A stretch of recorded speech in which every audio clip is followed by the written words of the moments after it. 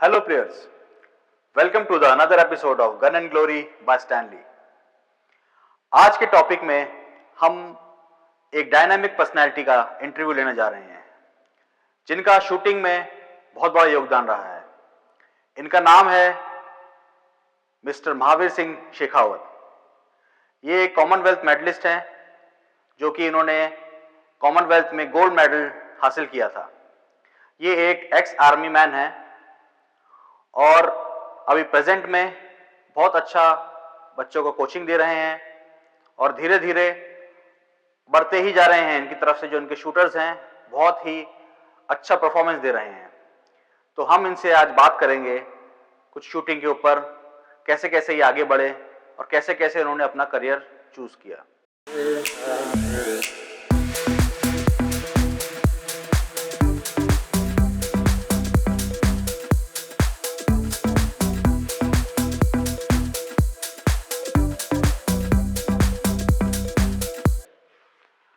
आज आप हमें थोड़ा ये बताइए कि आपको कब पता लगा कि मुझे शूटिंग को ही करियर अपना बनाना है।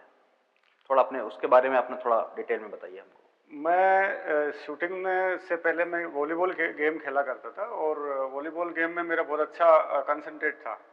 जब मैं वॉलीबॉल खेलता था तो उस टाइम में जो भी हमारे सीनियर प्लेयर होते थे तो वो ज़्यादातर कहते थे बॉल पे फोकस करना है, तो बॉल गिरे कहीं भी गिरेगा तो बॉल पे फोकस करना। तो ये एक हैबिट में था मेरे जो ना। तो उसके बाद में मुझे उस टाइम में मैं सिक्किम डिस्ट्रिक्ट में था तो वहाँ पे गन का थोड़ा सा उस टाइम कोई प्राइवेट एकेडमियाँ नहीं होती थी, तो घर पे भी एक एयर गन होती थी।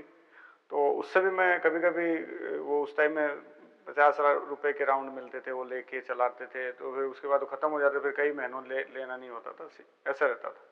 तो गुलेल का भी मुझे थोड़ा सा आता था, तो मैं गुलेल भी बना रखी थी, तो उससे भी मैं कई बार कंचे लगा के उस पर।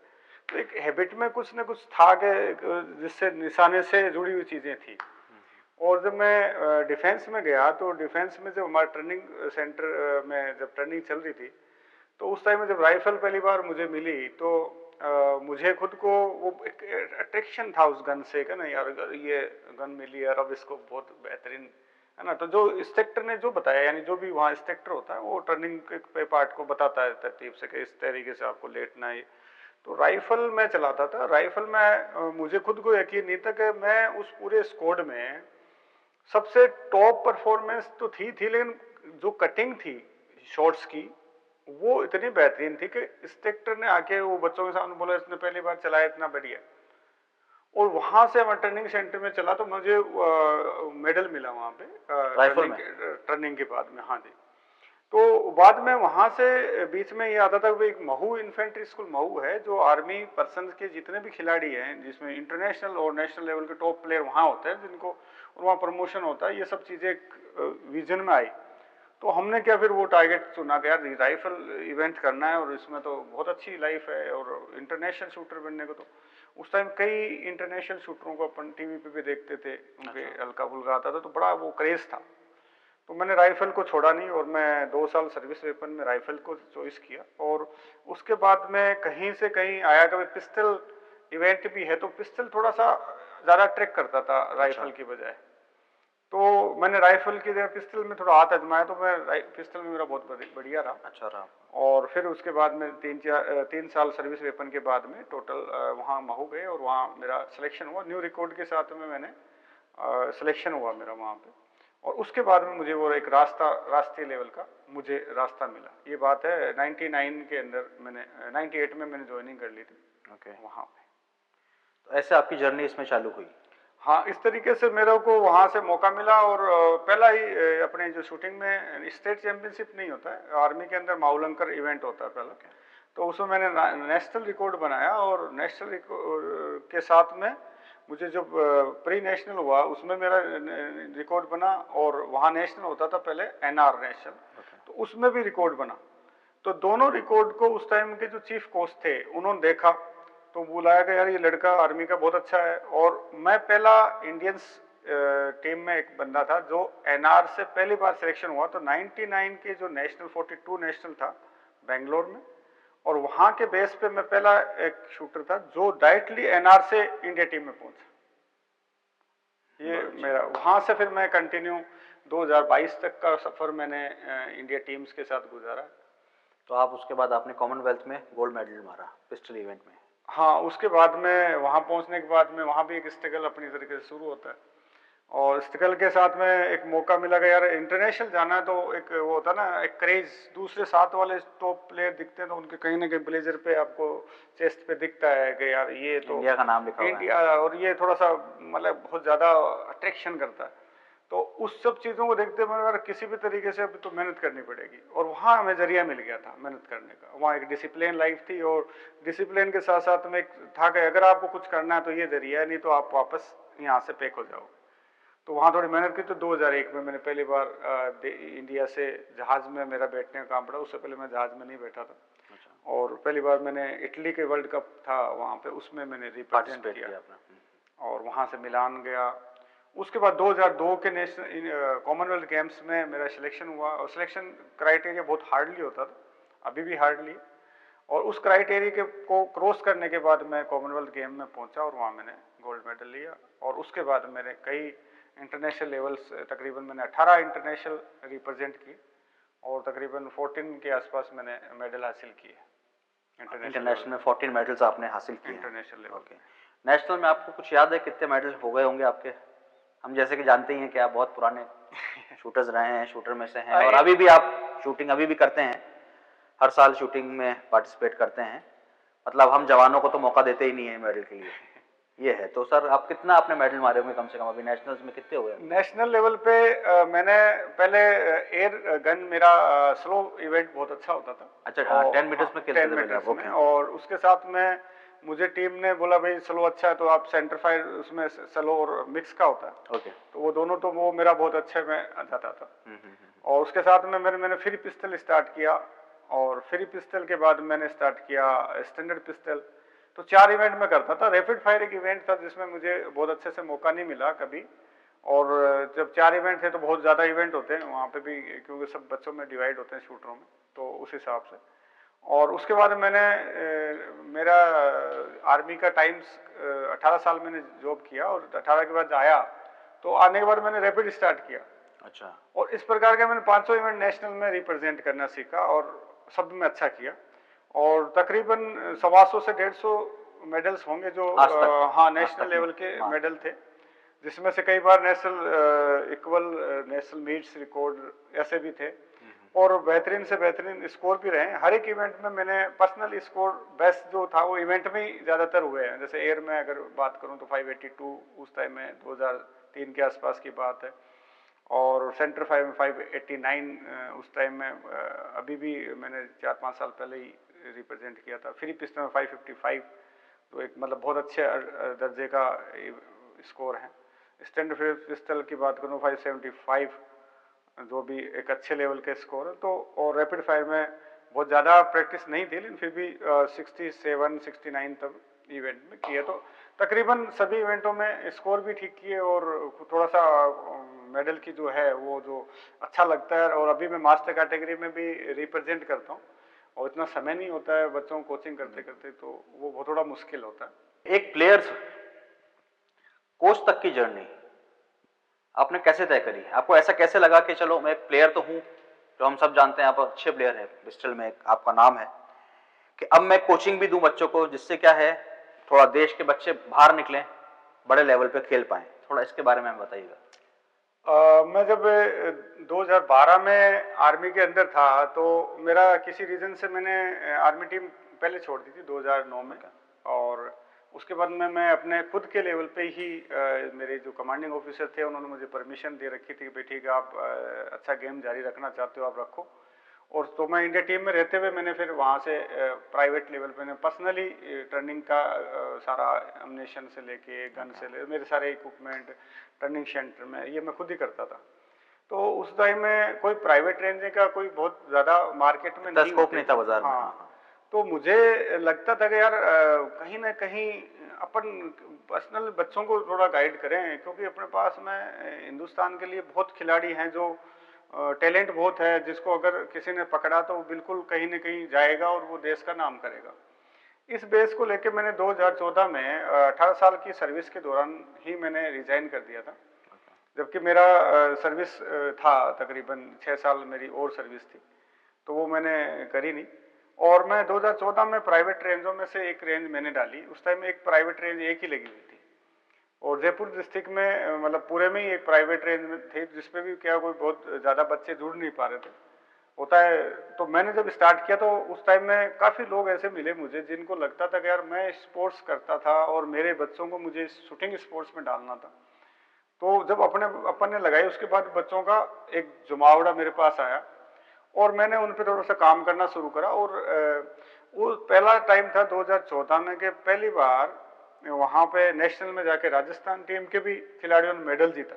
अच्छा। और नेशनल लेवल पे रिकॉर्ड के साथ में, और ये बहुत बड़ा अचीवमेंट था। इसके अलावा फायर आर्म्स में भी मैंने बच्चों को जोड़ा, और जगतपुरा में जो गवर्नमेंट का रेंज है उस पर मैं अपने टाइम में वहाँ भी क्लासें लेता था। कुछ मैंने मार्केट में किराए पे ले रखा था, उस टर्निंग सेंटर बनाया, वहाँ पे शुरू किया। और हर साल मैंने उसके बाद में 14 से लेके आज तक हर सालाना मेरे पास में तकरीबन 50 से 60 बच्चे, हर साल नए बच्चे आते हैं। और तकरीबन पुराने और सब मिला के तकरीबन मान के चले भी 700-800 बच्चों ने से ज़्यादा के बच्चों ने नेशनल को रिप्रेजेंट किया है इतने समय में, और ये बहुत बड़ी उपलब्धि थी। उसके बाद में अभी वही बच्चे हैं, उन्हीं में से जो कुछ कोचिंग सेंटर भी चलाते हैं। तो आज जयपुर डिस्ट्रिक्ट की बात करूं तो जयपुर में 40 से ज़्यादा छोटे मोटे रेंज है। तो ये कहीं ना कहीं स्पोर्ट्स को जोड़ता है आपके अंदर कहीं ना कहीं। तो हाँ, कहीं आपने योगदान दिया, उसके माध्यम से कोई ना कोई नया जुड़ता है और वो इस फील्ड में काम करता है। तो ये बहुत बड़ी बात है। और इसी प्रकार से पूरे हिंदुस्तान में आज शूटिंग को आप देखते हो, अभी ओलंपिक में मेडल भी आए, और ये कहीं ना कहीं सभी लोगों का योगदान है जो अपने कहीं ना कहीं सेंटर से या किसी फोर्स के माध्यम से ऐसा कर रहे हैं। और उनका सबका एक ही लक्ष्य है जो मैं मेरा समझता हूँ कि देश के लिए इंटरनेशनल लेवल पे ओलंपिक्स में लेके, एशियन में लेके इस तरीके से मेडल लाए देश के बच्चे। ये से एक अच्छे कोच का जो है सोच विचार रहता है। सर, जैसे कोई बच्चा नया आता है, उसको शूटिंग करनी है, तो उसका स्टेप्स क्या रहते हैं? मतलब वो आता है, आपसे ट्रेनिंग लेगा या जिससे भी ट्रेनिंग लेगा, जो से भी कोच से ट्रेनिंग लेगा, तो स्टेप बाय स्टेप कैसे आगे बढ़ता है इंटरनेशनल की तरफ? वो कैसे बढ़ता है? सबसे पहले उसको कौन सा कंपटीशन खेलना पड़ता है, फिर कौन सा खेलना पड़ता है? इसको आप स्टेप बाय स्टेप थोड़ा सा ब्रीफ करिएगा। हाँ, अच्छा क्वेश्चन है आपका। सबसे पहले कोई भी पेरेंट्स होते हैं, वो बच्चे को अगर उनको लगता है यार शूटिंग स्पोर्ट्स में ज्वाइन कराना है, तो वो कोई ना कोई इंस्टीट्यूट ढूंढते हैं, और जो भी उनके नियर बाई होगा। तो पहला टारगेट उनका बेस्ट से नहीं रहता, उनको थोड़ा आइडिया भी नहीं रहता, वो एक किसी भी सेंटर को ज्वाइन करते हैं पहले, और वहाँ से एक लेवल में स्टार्ट करते हैं। तो कम से कम एक बच्चा, यानी एक कायदा ये बोलता है कि कम से कम एक बच्चा हो कम से कम 11 साल के आसपास का होना चाहिए। नहीं तो क्या होता है कि बॉन्स में इफेक्ट आता है। या थोड़ा बच्चा बल्कि है तो फिर टर्निंग सेंटर के ऊपर निर्भर होता है कि वो टर्निंग कराने वाले कैसे लोग हैं, उनको नॉलेज है या नहीं है। अगर वो नॉलेज है तो वो इंजरी कभी नहीं होगी। और नहीं तो क्या होता है कि कई लोग हार्डली वर्क करा देते हैं उन बच्चों को, तो वो नहीं कर पाते हैं। एक टाइम में जाने के बाद 2-3 साल बाद में गेम छोड़ देते हैं। ये भी एक माइनस पॉइंट होता है। और इसके साथ में एक अच्छे ट्रेनिंग इंस्टीट्यूट जहाँ भी हैं या जहाँ भी कोचेज हैं, वो बच्चों को देखते हैं। तो वो तकरीबन 12-13 साल का बच्चा होता है, तो वो एक ज्वाइनिंग के लिए बेहतर ऑप्शन होता है। उसके बाद में बच्चे के पेरेंट्स का भी रोल होता है। कई बार वो डिवाइड हो जाते हैं इधर से उधर, तो उनको वैसे नहीं करना चाहिए। उन्हें एक अच्छा कोच मिल गया है या एक सेंटर है तो वो वहीं पे अपना बनाए, और एक पेशेंस के साथ में। इसमें बहुत पेशेंस का रोल है। कई बार बहुत अच्छे टैलेंटेड बच्चे होते हैं, लेकिन पेरेंट्स का इधर से उधर भागने के चक्कर में वो कई बच्चे का टैलेंट खत्म हो जाता है। तो उसकी बजाय का बेहतर अपन को कॉन्फिडेंस होना चाहिए खुद को भी, और थोड़ा सा अपन नॉलेज हो। जब बच्चा ज्वाइनिंग करता है तो उसको मोटा मोटा समय होता है, उसको 3 साल में जाके लगभग एक स्पेस बनता है उसका। जबकि बच्चा 1 साल में नेशनल तक भी पहुंच जाते हैं। लेकिन नेशनल तक पहुंचना परफॉर्मेंस को नहीं दर्शाता है। परफॉर्मेंस के लिए उसे कम से कम 3 साल बिना सोच समझ के अपने काम पे फोकस करने की जरूरत है। वहाँ से बच्चा बढ़िया करता है। उसके बाद में ट्रायल्स, इंडिया टीम की ट्रायलें होती है। नहीं, सबसे पहले कैसे, मतलब कोचिंग के बाद वो पहला कौन सा कंपटीशन खेलता है? और सबसे पहले अपने कई जैसे डिस्ट्रिक्ट लेवल पे भी होते हैं ना, बाकी स्टेट से एक शुरुआत स्टेट से शुरुआत है, होता ठीक है। है। हाँ, स्टेट में बच्चा ज्वाइनिंग करता है, ठीक है। और स्टेट के बाद में प्री नेशनल इवेंट होता है जिसमें आप नेशनल के लिए क्वालिफाई करते हैं। और आजकल प्री नेशनल के अलावा भी कुछ इवेंट एक्स्ट्रा माप- भी करती हाँ, है, कुछ तो जिससे एक बेनिफिट है कि कोई बच्चा बाय द वे रह जाता है किसी कारण से या वेपन की problem जोनल भी से, कर दिए आजकल, नॉर्थ जोन, तो साउथ उन जोन, जोनल के माध्यम से भी बच्चा नेशनल को के लिए रिप्रेजेंट रिप्रेजेंट करता है नेशनल में। और जब नेशनल रिप्रेजेंट के, तो नेशनल में हर एक इवेंट्स के अलग अलग पर्टिकुलर स्कोर होते हैं और वो ट्रायल बेस के लिए होते हैं, इंडिया टीम की ट्रायल्स के लिए। तो उसमें बच्चा परफॉर्मेंस करता है ट्रायलों में जाके, तो पूरी साल का तकरीबन 6 ट्रायल्स होते हैं और 1-2 अदर इवेंट भी होते हैं नेशनल लेवल के, तो उनमें एक रेसा निकलता है। मतलब पहले नेशनल हाँ। खेलेगा, नेशनल क्वालिफाई करेगा और उतना स्कोर मारेगा उतना तो स्कोर वो इंडियन टीम के लिए एलिजिबल होगा। हाँ, उसमें इंडियन वो टीम के ट्रायल्स के लिए एलिजिबल होगा। ओके। और ट्रायल्स के बाद में बच्चा ट्रायलें अगर कंटिन्यू देता है तो उसमें एक रेसा होता है कि भाई सालाना उसमें 1 या 2 ट्रायलें उसकी मिसिंग होती है, हर साल का थोड़ा सा चेंजमेंट होता है और उसमें से टॉप निकालते हैं। अब वो टॉप में से अब स्कोर की जो भी इनकी डिमांड होती है, जैसे मान लो ओलंपिक इवेंट होते हैं उसके ज़्यादा बच्चे होते हैं, नॉन ओलंपिक इवेंट होते हैं उसमें कम बच्चे होते हैं। तो वो जैसे एयर की बात करूं तो एयर में बहुत ज़्यादा क्वांटिटी गर्ल्स बॉयज़ होते हैं, यूथ भी, जूनियर भी, सीनियर भी, और उनका वो सिलेक्शन करके इंडिया टीम में ले लेते हैं। फिर क्या होता है कि सालाना उन ट्रायलों के बेस पे ही जो भी इवेंट होते हैं, ओपन इंटरनेशनल भी होते हैं, तो उन इवेंटों में बच्चा जाके उनमें से जो टॉप होता है उन ट्रायलों में, उनमें से उनको उठा लेते हैं और उन्हीं को मौका देते हैं। अगर वाहिद में वहाँ जाके कई बच्चे की परफॉर्मेंस नहीं है तो वो दूसरे वाले का नेक्स्ट टाइम में कोई दूसरे का भी नंबर पड़ जाता है और इस तरीके से करके वो एक इंटरनेशनल की लाइन को पकड़ता है पहले। उसके बाद में जितने भी बड़े इवेंट होते हैं, जैसे एशियन गेम्स, कॉमनवेल्थ गेम्स, तो ऐसे इवेंटों के लिए भी सेम ट्रायलें होती हैं और इन ट्रायलों के बाद में इनके थोड़े से एडिशनल ट्रायल होती है। उनके जो एक्सपर्ट कोचेज भी हैं इंडिया टीम के, बहुत अच्छे अच्छे लोग हैं, तो वो सबकी नज़र में देखने के बाद में उनकी एवरेज निकालने के बाद में वो बच्चा एशियन और कॉमनवेल्थ गेम जैसे में रिप्रेजेंट करता है। सर, जैसे आपने इंटरनेशनली बहुत सारे गेम्स खेले हैं, कॉम्पिटिशन्स खेले हैं शूटिंग में, मेरा आज क्वेश्चन ये था आपसे कि एक इंडियन शूटिंग में जो इंडिया से जो शूटर्स गए हैं बाहर और जो बाहर के फॉरेनर्स, जो फॉरेन के जो शूटर्स हैं, उनका माइंडसेट और इंडिया का माइंडसेट, उनकी टेक्नोलॉजी और हमारी टेक्नोलॉजी में क्या फ़र्क आता है? थोड़ा इसके ऊपर आप बताइएगा। हाँ, आपका क्वेश्चन बहुत अच्छा है। एक्चुअली में क्या है कि अपने इंडिया में अभी आज के टाइम में इंडिया के शूटर बहुत बेहतरीन है, कहीं ऐसा नहीं है कि भाई वो कमज़ोर हैं और अच्छे से इंटरनेशनल लेवल पे अच्छा भी कर रहे हैं। लेकिन कहीं ना कहीं ये आता है कि इतने शूटर होने के बाद में कहीं ना कहीं अपन ओलंपिक्स लेवल पे जाते हैं तो कहीं ना कहीं उतना परफॉर्मेंस नहीं हो पाता। एक इसका बड़ा इफेक्ट जो आता है साइकोलॉजी इफेक्ट, साइकोलॉजिकल समझ इफेक्ट है, सकते हैं बिल्कुल इसको। बिल्कुल। और सबसे पहली बात है कि भाई इंटरनेशनल का जो भी एक शूटर है, वो सिर्फ अपने गेम को बढ़ाने के लिए गेम खेलता है ना। कहीं ना कहीं उनको ये होता है भाई यार मुझे गेम खेलना है, तो वो कोई ना कोई बटन लेके नहीं चलता। हमारे खिलाड़ी का क्या होता है कि भाई नेशनल लेवल पे भी बच्चा खेलता है तो कहीं ना कहीं घर वालों का दबाव आ जाता है, कहीं ना कहीं कोच का दबाव आ मैच जाता है, प्रेशर बहुत ही रहता है हमेशा तो बच्चों वो को। फिर कहीं ना कहीं बच्चे भी समझते दूसरे से कंपटीशन करते हैं। जबकि शूटिंग गेम ऐसा है कि ये इंडिविजुअल गेम है, इसमें सिर्फ खुद को हराना है, हर रोज कुछ नया करना है, तो खुद को हराना है बस, कि दूसरे से कंपटीशन नहीं। और इस वे से चलता है कोई खिलाड़ी तो वो डेफिनेट है अच्छे मेडल लेके आता है, अच्छा अच्छा परफॉर्मेंस भी करता है। तो ये साइकोलॉजी इफेक्ट सबसे ज़्यादा इफेक्टेड है। जैसे आज फैसिलिटी की बात करूँ तो फैसिलिटी इंडिया में बहुत अच्छी हो गई है। बहुत अच्छी है, अच्छे रेंजेज हैं और ज़्यादातर अम्नेशन क्वालिटी सब ज़्यादा बाहर से आता है। लेकिन वहाँ की जो है बस इसी, ये जो मेन चीज़ है, वो जो मेन कड़ी है, वो यहाँ ज़्यादा साइकोलॉजी इफेक्ट में अपन ज़्यादा आते हैं, क्योंकि अब एक हैबिट हो जाती है खिलाड़ी के शुरू से ही, या फिर कहते हैं गलत ट्रेनिंग के गलत इफेक्ट भी आते हैं। अब शुरू में जो मैंने बात बताई थी कि भाई कई बार जब बच्चा स्टार्ट करता है तो एक अच्छा कोच मिलता है तो वो उसे इन सब चीज़ों से दूर रखने की ट्रेनिंग का पार्ट में शामिल करता है। एक होता है वो पहले से बोलेगा देख तेरे को इतना करना है, तो इतना नहीं करेगा तो देख फेल हो जाएगा, तो वो खिलाड़ी ढूंढने लग जाता है कि उस एक माइनर को अगर मेरे को 10 फीट जंप करना है ना, तो मुझे 12 फीट का सोच के चलना पड़ेगा। लेकिन वो खिलाड़ी वो 10 फीट क्रॉस करना तो वो 10 का सोचेगा तो वो 9 में गिरेगा।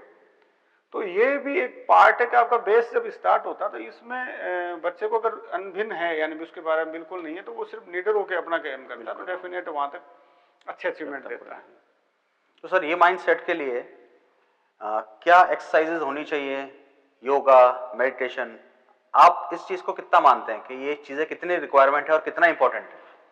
ये योगा आपकी फिजिकल कंडीशन को और मेंटल कंडीशन को बेहतर करता है, और साथ में जैसे प्राणायाम होते हैं, तो प्राणायाम से क्या आपके ब्रीथिंग सिस्टम, आपके लंग्स सिस्टम ठीक होंगे तो डेफिनेट है कि आपकी जो मेंस की हैंडलिंग होगी वो बेहतर होगी। और उसके साथ में फिजिकल कंडीशन में भी क्या है, अभी कंपटीशन और स्कोर हाई हो चुके हैं, अभी मतलब हर सालाना कुछ न बढ़ता कुछ जा नया रहा है होता है। स्कोरिंग। तो उसके लिए एक अच्छे खिलाड़ी को अपनी एक्सरसाइज के पार्ट को रोटेशन में रखना पड़ेगा, तो ताकि उसकी मसल मेमोरी स्ट्रोंग होगी, तो वो क्या लंबे टाइम परफॉर्म करेगा। नहीं तो क्या होता है, कई बार खिलाड़ी 4-5 साल आया फिर गायब हो गया 2-3 साल में, और ऐसा। तो एक खिलाड़ी की शूटिंग एक ऐसा गेम है जिसमें वो लॉन्ग टाइम आदमी अच्छा कर सकता है।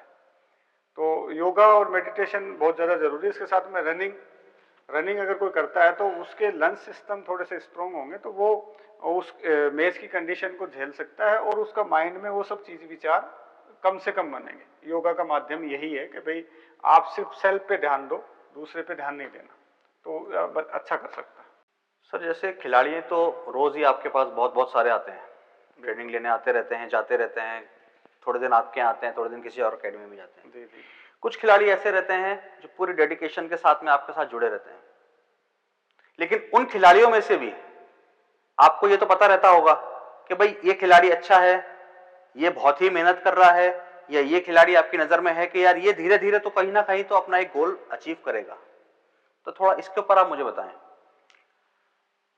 ये बात सही है कि जो खिलाड़ी आते हैं उनमें रेगुलरली जब बच्चा आपके पास में आने लगता है, तो आपको ये पकड़ आ जाती है कि भाई ये बच्चे का कितना फोकस है, कितना अपने काम के प्रति डेडिकेशन है, और जो टेक्निकली पार्ट आप सिखाते हो, यानी शूटिंग का जो टेक्निकली पार्ट होता है, उसमें वो बच्चा कितना परफेक्टली है। और वो सब करने के बाद में कई बार ऐसा भी होता है कि कई बार बच्चे मेहनत तो कर रहे होते हैं, लेकिन जो मैंने बताया कि फिजिकली कंडीशन वीक है, तो वो मेहनत तो रेगुलर कर रहा है, लेकिन वो चीज़ परफेक्टली नहीं कर पाता है। कई बार टेक्निकली पॉइंट्स होते हैं वो परफेक्टली नहीं कर पाता है। तो उनमें से बच्चों को देखना पड़ता है कि किस बच्चे में वो सारे चीज़ें ज़्यादा से ज़्यादा मिलने के चांस होते हैं। उसको बताने को सभी को एक जैसा ही सिखाया जाता है, लेकिन फिर वो होता है ना कि क्लास में कोई 40 बच्चा आगे है, बच्चे कोई होते हैं, बच्चा उसमें नहीं। से टॉपर्स 3 या 4 होते हैं। वैसे ही गेम का भी एक रेसा निकलता है, उसके रोटेशन पर निर्भर करता है खिलाड़ी के कि वो उन सब चीज़ों को कितनी गहराई से पालना करता है। अगर शूटिंग गेम में अगर कोई आदमी ज्वाइन करता है और उसको सीरियसली करता है, तो उसको कम से कम 4 से 5 साल जाके एक रोटेशन बनता है, एक डिसिप्लिन रोटेशन, और उसकी सफाई आती है। और उसमें से फिर बच्चे को अपन समझ में आता है कि भाई यार ये बच्चा रेगुलर उनमें से है जो थोड़ा मेहनत कर रहा है, तो वो परफॉर्मेंस भी उसी अकॉर्डिंग करने लग जाता है। अब वो परफॉर्मेंस के साथ में उनको मेंटेन करता है, तो वो डेफिनेटली अपने एरिया से बाहर निकल जाता है, अपने दायरे को अचीवमेंट कर लेता है। कई खिलाड़ी क्या अचीवमेंट के लिए आ जाते हैं, लेकिन फिर वो क्या माइंड डिफेक्ट साइड में कहीं ना कहीं दूसरे काम में लग जाता है। आजकल जैसे मोबाइल की है या दोस्तों के साथ में टाइम में, तो वो कई बार क्या होता है वहां से वो निकल जाता है बच्चा अच्छा होते हुए भी। तो ये बहुत गहरी बात है कि उस पर ध्यान देने की जरूरत होती है, कोच को भी देनी पड़ती है, उनके पेरेंट्स का भी ड्यूटी बनती है कि वो कोच से मिले और उसके बारे में कि भाई ये बच्चा बढ़िया है तो इसको अपन को आगे लेके चलना, तो इसको थोड़ा समझाना है। और बच्चे को भी बहुत मोटिवेट करना पड़ता है कि बेटा देख तू यहाँ आ चुका है, तुझे थोड़ा सा ध्यान देगा तो तू इंडिया टीम्स का एक अच्छा शूटर बनेगा और वहां से इंटरनेशनल या ओलंपिक तक जा सकता है। तो वो मोटिवेशन पे बड़ा निर्भर करता है। जैसे कि महावीर जी ने बोला कि कम से कम 3-4-5 साल बच्चे को रेगुलर प्रैक्टिस और रेगुलर कॉम्पिटिशन्स खेलते रहना है, तब जाके अचीवमेंट आपके बढ़ते हैं। जैसे आजकल कुछ प्लेयर्स ऐसे भी होते हैं जो सोचते हैं 1-2 महीने हो गया, प्रैक्टिस हो गया, रेंज पे गए, प्रैक्टिस करी और हमें कुछ नहीं मिल पा रहा या हम आगे नहीं बढ़ पा रहे। तो उसके लिए महावीर साहब ने बहुत अच्छी बात बताई कि कम से कम ये 1-2-4 महीने साल भर का गेम नहीं है, कम से कम 4-5 साल आपको लगेंगे इसमें कुछ एक्स्ट्रा अपना दिखाने के लिए, या फिर ये कह सकते हैं इंटरनेशनली खेलने के लिए। हर बच्चा एक जैसा नहीं होता, कुछ बच्चे जल्दी पकड़ लेते हैं, या मैं बोलूं कोई शूटर्स जल्दी पकड़ लेते हैं गेम को, और कुछ शूटर्स को टाइम लगता है।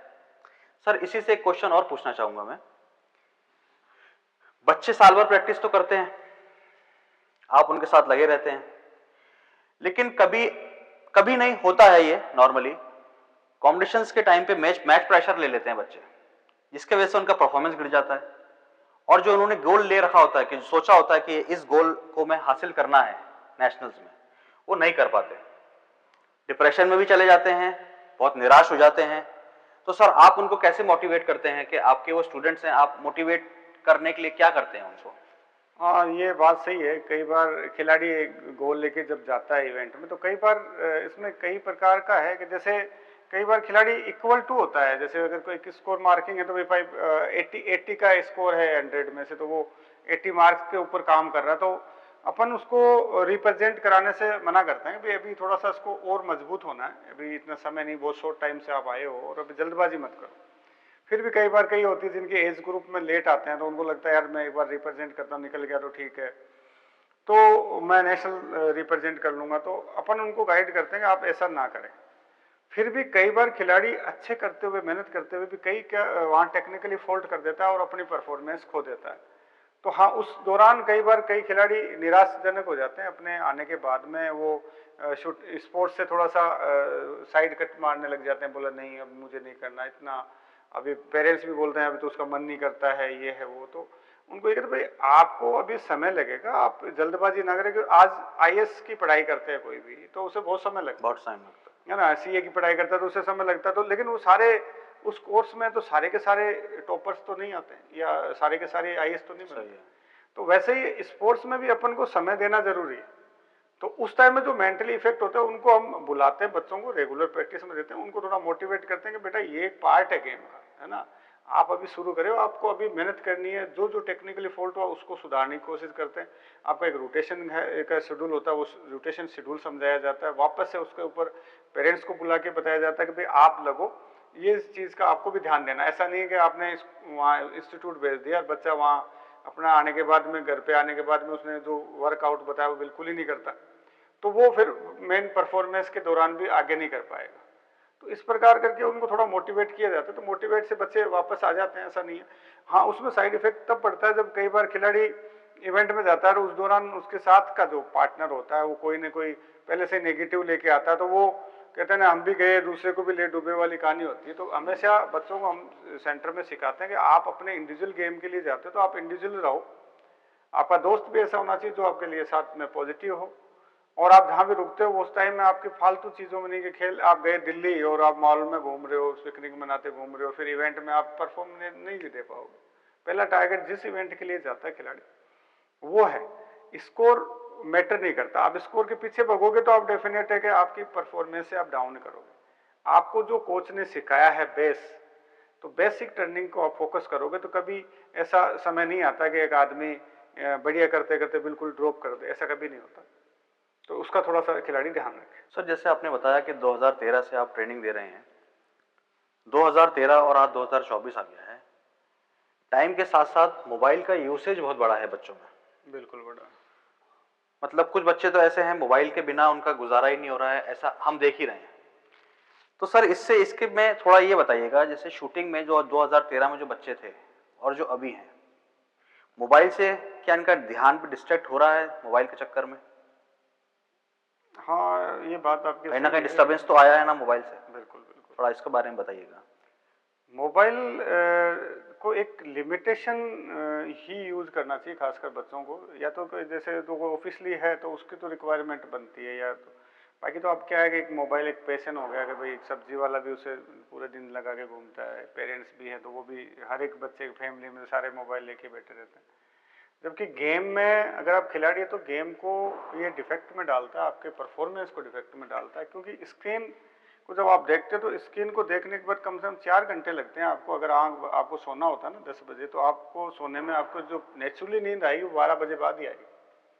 तो आपके सुबह उठते हो तो आपकी जो उठने की जो स्पीड होगी, एनर्जी लेवल होगा, वो लो होगा। अगर आप दिन में आप मोबाइल का ज़्यादा यूज करोगे, आप जैसे रेंज पे आते तो हमने अलाउ नहीं कर रखा है मोबाइल को। बहुत कोई ऑफिशियली घर का कोई मैसेज हो तो ही बच्चा यूज करेगा, नहीं तो नहीं करेगा। तो ये बहुत ज़रूरी है। तो इस उस टाइम में और इस टाइम में फ़र्क भी पड़ गया, क्योंकि उस टाइम में हर लोगों के पास मोबाइल नहीं थे। आज तो पेरेंट्स चल के खुद देता है। अभी मैंने कहीं आया था पेरेंट्स का, तो उन्होंने बोला साहब बच्चे के पास में ₹1,00,000 का मोबाइल है, तो बच्चे को आप खुद देते हो और कहते हो तुम गेम खेलो। क्यों? पेरेंट्स भी देखता है यार मेरा 2 घंटे का पीछे छूटे, बच्चा इसको पकड़ के बैठ जाएगा। अब ये बच्चे की शुरू से आदत डाली हुई, तो ये पेरेंट्स का बड़ा रोल है। तो पेरेंट्स को समझना चाहिए कि बच्चे को अगर गेम में कोई भी गेम हो, खेल में अगर अपन ने डाला तो बच्चे को इस मोबाइल से दूर रखें, जितना ऑब्वियसली है स्कूल से रिलेटेड है या कॉलेज से रिलेटेड है वो मोटे हैं वही यूज करें। सोशल मीडिया के अंदर आप बच्चा घुस गया तो वो फिर एक बार खुलता है तो रुकता नहीं है। और ये खेल की परफॉर्मेंस को सबसे ज्यादा इफेक्ट में करता है, क्योंकि आपका दिमाग डिवाइड होगा तो उसमें अच्छा बुरे सभी चैनल आते हैं, हर टाइप के उसमें न्यूज आएगी, हर टाइप की कंसंट्रेशन जो लेवल है तो उसको डिस्टर्ब एक खिलाड़ी का पॉजिटिव सोच होती है वो कहीं नेगेटिव की तरफ चली जाती है ना, तो वो उसके बारे में चिंतन करने लगता है, ध्यान बंट गया उसका। जबकि शूटिंग गेम पूरा ध्यान का है, आप एकाग्र होना है, अपने आप में होना है, दूसरे में होना ही नहीं है। और वो मोबाइल आपको सब में डिवाइड कर दे, तो मोबाइल का उपयोग उससे इफेक्ट पड़ा है, बहुत बड़ा इफेक्ट। सर जैसे आजकल शूटिंग एकेडमीज तो बहुत सारी खुल गई हैं जी। तो पेरेंट्स को बड़ी प्रॉब्लम हो गई है कि यार कौन सी एकेडमी अच्छी है, कौन सी बुरी है, किस में ट्रेनिंग अच्छी मिलेगी मेरे बच्चे को कि वो बच्चा आगे पहुंच पाएगा, कौन से नहीं पहुंच पाएगा किस ट्रेनिंग एकेडमी में। तो उसके लिए पेरेंट्स उसको कैसे पता करें और कैसे चयनित करें कि भाई ये एकेडमी मेरे बच्चे के लिए अच्छी है या फिर ये कोच मेरे बच्चे के लिए अच्छा है या ये कोच बहुत डेडिकेशन के साथ में सिखाएगा, तो थोड़ा इसके बारे में बताइएगा। हाँ, एकेडमी तो आज के टाइम में बहुत एकेडमियां हैं और काफ़ी लोगों ने इसे शुरू किया है, और उसमें जब भी कोई पेरेंट्स स्पोर्ट्स की तरफ ज्वाइनिंग करता है तो जैसे स्कूल में जब जाता है कोई बच्चा तो पेरेंट्स बहुत सर्चिंग करता है कि भाई ये बहुत अच्छा स्कूल है, यहाँ बहुत डिसिप्लिन है या यहाँ की पढ़ाई बहुत अच्छी है। तो उसी प्रकार से गेम को भी जब बच्चा ज्वाइनिंग करता है, कोई भी गेम हो, शूटिंग नहीं है, इसके अलावा कोई भी जूडो कराटो है या कोई जो भी गेम कराता है पेरेंट्स, तो उसे उसी तरीके से सर्चिंग करनी चाहिए कि जिस सेंटर में अपन डाल रहे हैं तो उस सेंटर में जो भी कोचेज है उनका क्या अनुभव है, कितने साल से वो काम कर रहे हैं, किस लेवल पे उन्होंने खेला है या कोई अच्छे लेवल के कोर्सेज किए हैं जिसमें उन्होंने बेहतरीन कर रहे हैं, ये एक डिसिप्लिन माहौल है या नहीं है। डिसिप्लिन माहौल सबसे पहले देखना जरूरी होता है, और जब तक आप डिसिप्लिन माहौल नहीं देखोगे तो क्या होता है, कुछ टाइम में बच्चे को गेम में डालते हैं पेरेंट्स और उसके बाद में कुछ साल बच्चा करता है, टाइम पास करता है और फिर धीरे धीरे निकल जाता है। शौक सबको होता है बोलने का, इजी टू के भाई मेरा बेटा भी अच्छा करता है, स्पोर्ट्स कर रहा है, शूटिंग कर रहा है, लेकिन एक्चुअली में वो चीज़ें नहीं होती है। तो ये समझना बहुत ज़रूरी है कि आपके पास जिस भी कोच के पास डालते हो आप, तो उसका अनुभवी होना भी ज़रूरी है, उसके सिखलाई केंद्र कैसा है, उसके माहौल कैसा है, तो ये पेरेंट्स जो नहीं करें उससे पहले ज़रूर देखें, और इससे ही बच्चे की प्रोग्रेस आगे तय होती है। और कई बार ये भी मैंने देखा है कि पेरेंट्स दूर जाने के इफेक्ट से जैसे लगता है यार 5-6 किलोमीटर या 10 किलोमीटर क्यों दूर जाऊं, जबकि आपने देखा होगा कि बड़े बड़े खिलाड़ी हैं जो 20-20, 30-30 किलोमीटर खेल के लिए गए होंगे और उन्होंने इतिहास रचा है, जैसे जितने भी टॉपर्स रहे हैं उन्होंने उस टाइम में भी करा है, और आज तो सबके पास संसाधन है, और वो पेरेंट्स की रिस्पॉन्सिबिलिटी बनती है अगर उसको बच्चे को खेल में डालना है तो वो उस डिस्टेंस का आकलन ना करें, क्योंकि जहां आपको अच्छा मिलेगा वहां आपको जाना ही पड़ेगा। ये देखना जरूरी होता है, नहीं तो क्या होता है कई बार कहते हैं यार मेरे पास में 1-2 साल डालते हैं फिर देखेंगे, तो 1-2 साल में क्या होता है कि जब भी बिना अनुभवी कोच के वो सब चीजें गलत तरीके से बच्चे में एंट्री हो जाती है, फिर वो कोई बढ़िया कोच भी हो, चाहे आप बहुत अच्छे लेवल का कोच भी लाते हो, तो वो उन सब चीजों को हटाने में उससे ज्यादा समय लगा देगा सही करने में। तो इसलिए जब भी आप बेसिक सीखते हैं तो बेसिक से जब आप गेम में घुसते हैं तो हमेशा एक अच्छा इंस्टीट्यूट जरूर देखें, और उस खेल का माहौल, जो एकेडमी का माहौल जरूर देखें, उसके कोच का माहौल देखें, उसके साथ के स्टूडेंटों का माहौल देखें, उसके बाद जो है नहीं करें। बिल्कुल सर। सर एक मेरा सवाल था, अभी जो ओलंपिक्स हुए थे उसमें एक टर्की के शूटर आए थे, पिस्टल शूटर, आपने भी देखा होगा, उनके वीडियोस देखे होंगे जी। वो यूसुफ करके उनका नाम था। तो वो बड़ा एक बहुत बेसिक इक्विपमेंट्स थे उनके पास, उसके साथ वो आए और मेडल मार के निकल गए। आपने देखा था उसको? हाँ, ओलंपिक में एक बिल्कुल शूटर आए थे, बिल्कुल ओलंपिक में 51 ईयर्स के यूसुफ हैं और टर्की के देश को रिप्रेजेंट करते हैं, काफ़ी लंबे टाइम के अच्छे अनुभवी शूटर हैं। और जो आपने बोला कि उन्होंने ओलंपिक्स में मेडल मारा है, तो वो एक्चुअली में क्या है कि वो जो है ना कि ध्यान अपने अंदर खोए रहने वाला काम, उन्हें कोई दिखावे वाला नहीं है कि भाई मेरे पास में एक अच्छे लेवल का एयरमफ हो या अच्छा लेवल का वो हो, इक्विपमेंट हो, जैकेट अच्छी हो, ऐसा खिलाड़ी अपने अंदर खोया रहना चाहिए, और वो उसने उदाहरण दिया है। बहुत अच्छे लेवल पे उन्होंने वो और बात आज बताई। ये हमारे लिए भी सीख है, अपने नए बच्चों के लिए भी सीख है जो अपने शूटिंग से जुड़े हुए हैं। और ये भी है कि इसमें तो मैंने बोला कि भाई इसमें एक लॉन्ग टाइम अगर आपको करना तो आपकी physical condition, mental condition, technically condition हमेशा एक बेहतरीन रहनी चाहिए, और बेहतरीन रहते तो आपकी अचीवमेंट लॉन्ग टाइम आएंगे। आप कम से कम 20 से 25 साल से भी ज़्यादा टाइम में भी आप जर्नी शूटिंग में कर सकते हैं। सर आपने जो एकेडमी खोली हुई है, क्या नाम है इस एकेडमी का?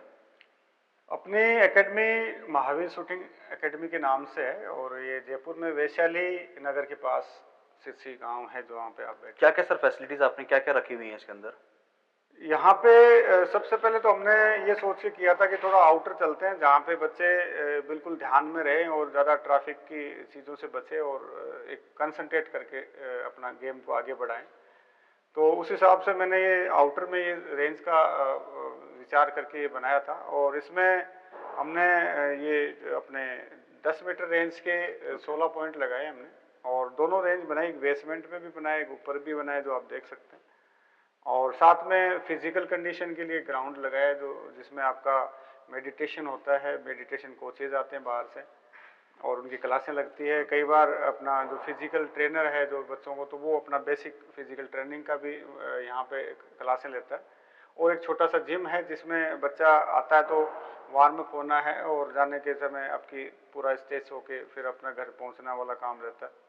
इसके अलावा मैंने 25 मीटर में मैंने खुद के लिए बनाया था, जो मैं उसके चारों इवेंट में टॉपर रहा हूँ। तो ये मेरे कहीं कहीं आकलन था कि मैं अपना गेम को हमेशा जिंदा रखूँ, तो मैंने 25 मीटर भी यहाँ पे अपना सेटअप लगाया। इसके अलावा बच्चों के गर्ल्स और बॉयज़ के दोनों के हॉस्टल भी बनाए। तो वो भी इसका ये था विचार कि कोई बच्चा बाहर से आता है तो वो कहाँ रुके या रहने के लिए क्या फैसिलिटी होनी, तो उस हिसाब से मैंने बिल्कुल अच्छे लेवल के रूम्स तैयार करवाए। तो 2 रूम्स बॉयज़ के जिसमें तकरीबन आपके 12 सिटिंग है, और डाइनिंग हॉल भी है जिसमें अगर कई बच्चे जैसे सेल्फ अपना कुछ बना भी सकते हैं, और टिफ़िन सेंटर भी है हमारे पास में जो खिलाड़ियों के हिसाब से खाना हमारे को प्रोवाइड कराता है। और इसके अलावा रनिंग के लिए पास में है लोकेशन, तो वहाँ बच्चे सुबह जो हॉस्टल में रहते हैं वो सुबह जाते हैं और वहाँ पे अपना फिजिकल कंडीशन करने के बाद जिम में करते हैं। तो इस तरीके से अपन एक माहौल को बनाने की कोशिश में लगे पड़े, और वो माहौल में अच्छा इम्प्रूवमेंट भी आ रहा है। आज बच्चे उसके हिसाब से कर भी रहे हैं, बच्चों ने काफ़ी बच्चों ने ज्वाइनिंग भी करी बाहर के बच्चों। तो ये थे हमारे साथ महावीर सिंह जी जो कि पिस्टल शूटर हैं। हम उनसे आज बात कर रहे थे, उनके एक्सपीरियंस हमने लिए, उनकी पूरी जो लाइफ की जर्नी थी शूटिंग की उसके बारे में हमने डिस्कस किया। हम आपसे नेक्स्ट एपिसोड में मिलते हैं बहुत जल्द। जब तक के लिए आप हमारे चैनल को सब्सक्राइब करें, उसको लाइक करें, और कोई भी आपका कमेंट हो, कुछ आप पूछना चाहते हैं, वो आप हमें कमेंट बॉक्स पे लिखिए। Till then, bye bye.